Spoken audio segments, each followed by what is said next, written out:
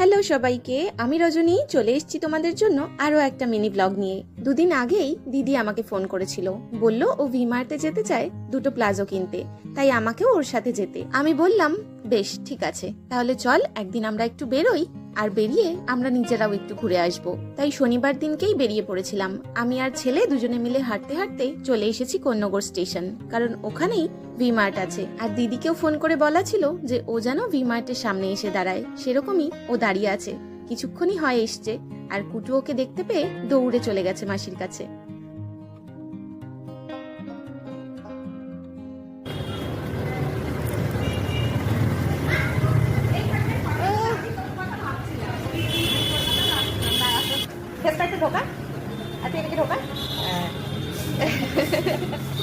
চল, হ্যাঁ তুলেছি, আমি তুলেছি। আচ্ছা আমার সময় তুমি তাকিয়ে চ, পরে দেখাচ্ছি চ। এখানে প্লাজো, ট্রাউজার সব মিলিয়ে অনেক কালেকশন ছিল। তার মধ্যে থেকেও দিদি পছন্দ মতো কয়েকটা নিয়ে গেছে ট্রায়াল রুমে।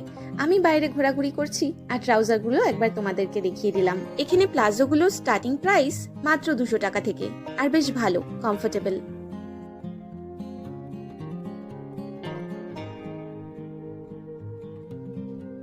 দিদির পছন্দ করা বেশ কিছু প্লাজো নিয়ে আমি আর কুটু দাঁড়িয়ে রয়েছি ট্রায়াল রুমের বাইরে, আর আয়নার সামনে নন স্টপ বদমাইশি চলছে আমার ছেলের।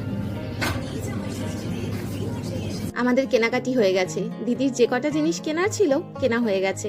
এখন এখান থেকে যাব একটু ফুচকার দোকানে। অনেক দিন ধরেই ভেবে রেখেছিলাম দিদিকে আমাদের চেনা একটা দোকান থেকে ফুচকা খাওয়াবো, সেখানেই যাচ্ছি এখন। এখান থেকে ফুচকা খাওয়ার পর দিদিও ফিরে যাবে বাড়ি, আর আমরাও চলে যাব আমাদের মতো।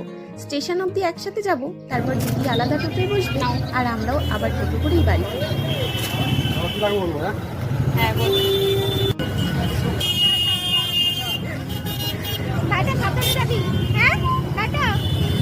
তাহলে এবার চলো আমরাও ফিরে যাই বাড়ি। টাটা সবাইকে, আবার পরে নতুন একটা ভিডিও খুব শিগগিরই তোমাদের সাথে দেখা হচ্ছে। ততক্ষণ পর্যন্ত তোমরা সবাই ভালো থেকো, সুস্থ থেকো। টাটা।